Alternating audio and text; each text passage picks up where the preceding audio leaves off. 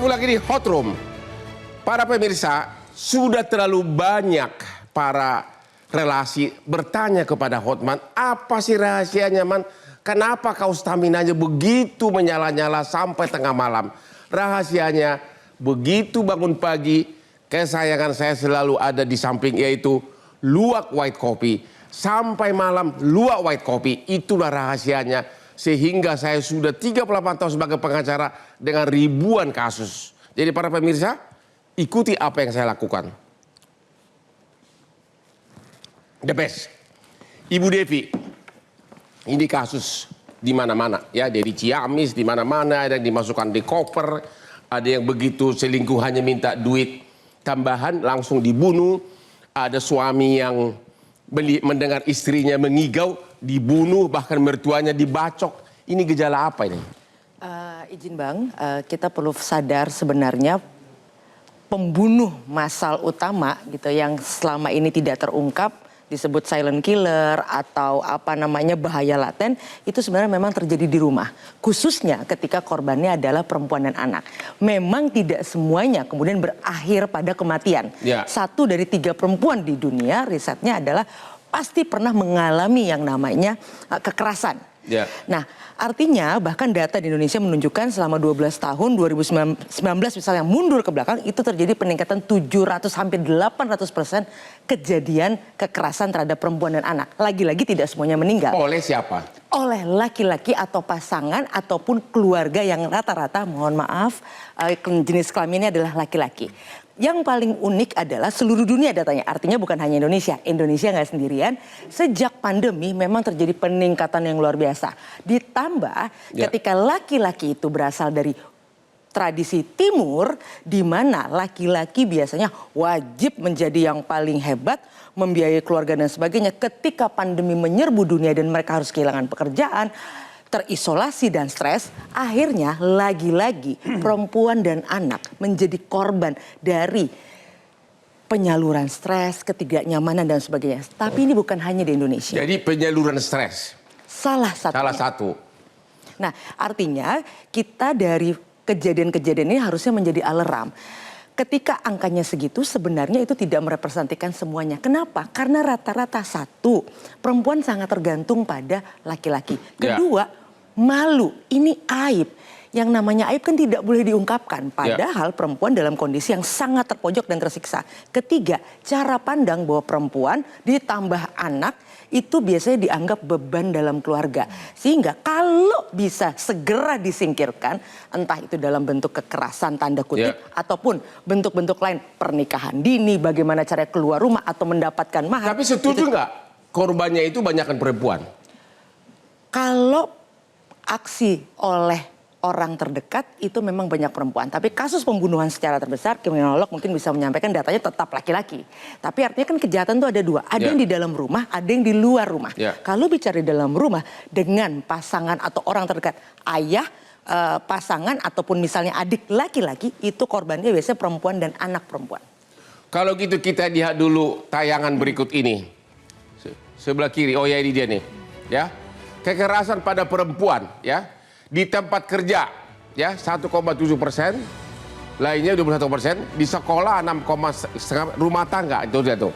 Kekerasan terhadap perempuan paling banyak di rumah tangga, di fasilitas umum, lembaga pendidikan. Jadi 60% korban perempuan itu justru terjadi di rumah tangga. Ya. Gimana nih? Pak Indra, setuju nggak nih Pak Reza? Kita bisa beradu data sebetulnya. Ya. Kalau data yang saya pakai adalah perbandingan suami dibandingkan dengan istri menjadi korban KDRT. Ya. Memang angkanya 40 berbanding 60. Dalam pengertian memang lebih banyak istri yang jadi korban KDRT. Ya. Tapi pertanyaannya muncul. Apakah serta-merta kemudian kita bisa katakan bahwa insiden kekerasan terhadap suami rendah? Saya yakin tidak. Ya. Artinya insiden kekerasan terhadap para suami perkiraan saya tinggi. Tapi perkiraan saya tinggi? Iya. Perkiraan saya tinggi karena saya sendiri pernah melakukan riset. Tentang kekerasan atau perilaku agresif antara laki-laki dengan perempuan. Cuma perbedaannya adalah kalau mengacu pada riset saya, perempuan melakukan kekerasan dalam bentuk apa? Verbal.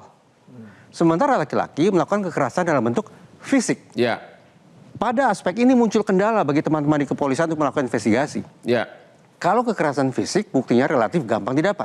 Ya. Tapi kemudian ketika kekerasan itu sifatnya verbal, mengarah kepada suasana batin sang suami, bagaimana cara membuktikannya? Ya. Kompleks luar biasa. Satu. Yang kedua, mari kita bayangkan ketika seorang, saya sebetulnya tidak berminat untuk bicara tentang kekerasan dengan melakukan pemilihan gender, Bang Hotman. Ya. Tetapi karena pertanyaan seperti itu, maka saya akan respon. Ya. Yang kedua, ketika istri melapor ke polisi bahwa dia ditampar, diludahi oleh suaminya, perkiraan saya teman-teman di kepolisian akan jatuh empati. Ya. Tapi ketika seorang suami datang ke kantor polisi dengan mengatakan bahwa dia ditampar dan dicaci maki, boleh jadi personil akan tertawa. Ya. Karena menganggap mustahil laki-laki takluk di hadapan wanita. Itu persoalan yang kedua. Persoalan yang ketiga, kalau ada laki-laki dalam kurung suami menjadi korban kekerasan dari pasangannya, perempuan, mau datang kemana? Ya. Datang ke kantor polisi yang tercantum di pintunya apa? Unit Perlindungan Perempuan dan Anak.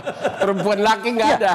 Di sebelahnya laki nggak ada. Satu lagi, di sebelahnya Ya. ada unit Renakta. Ya. Remaja, anak dan wanita. Ya. Alhasil, kalau saya kaum Adam dihajar habis-habisan oleh istri saya mau mengadu ke kantor yang sebelah mana?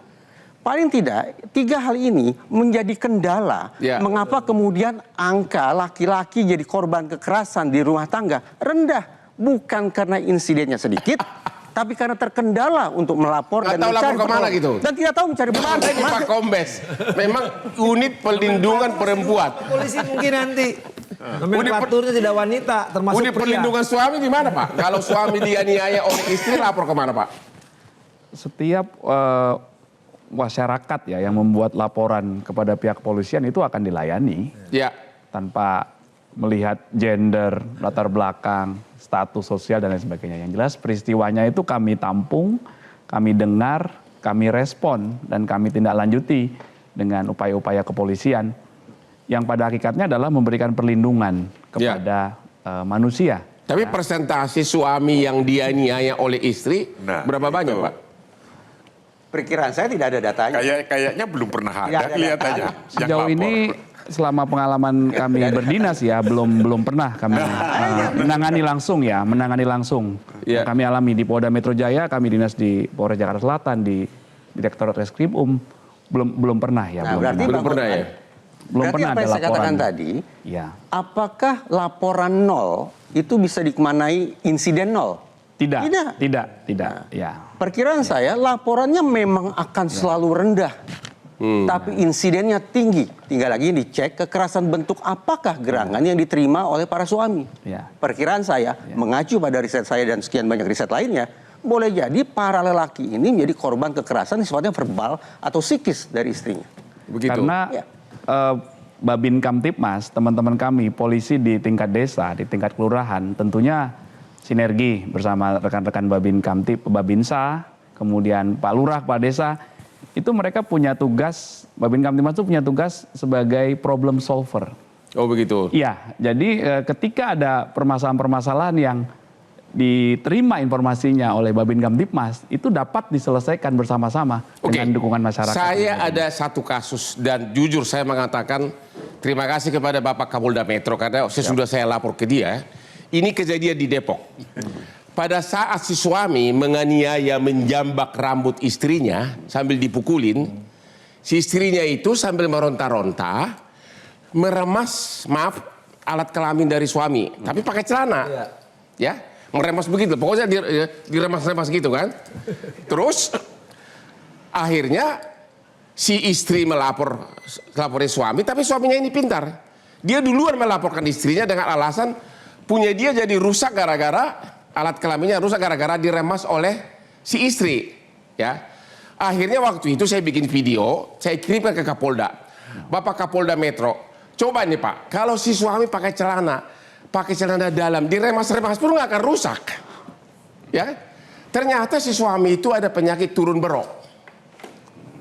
Dan akhirnya Kapolda waktu itu gerak cepat, si istrinya di SP3 kan. Dan si suami sekarang kalau nggak salah sudah diadili atau apa itu. Mungkin kasus di Depok itu. Itulah salah satu contoh. Ya. Kalau diremas-remas mending Bang. Kenapa? Ada yang disilet kan? Apa? Ya tapi yang paling seru itu yang diremas-remas begitu loh. Ya, diremas-remas kan biasanya malah nafsu. Kita istirahat dulu.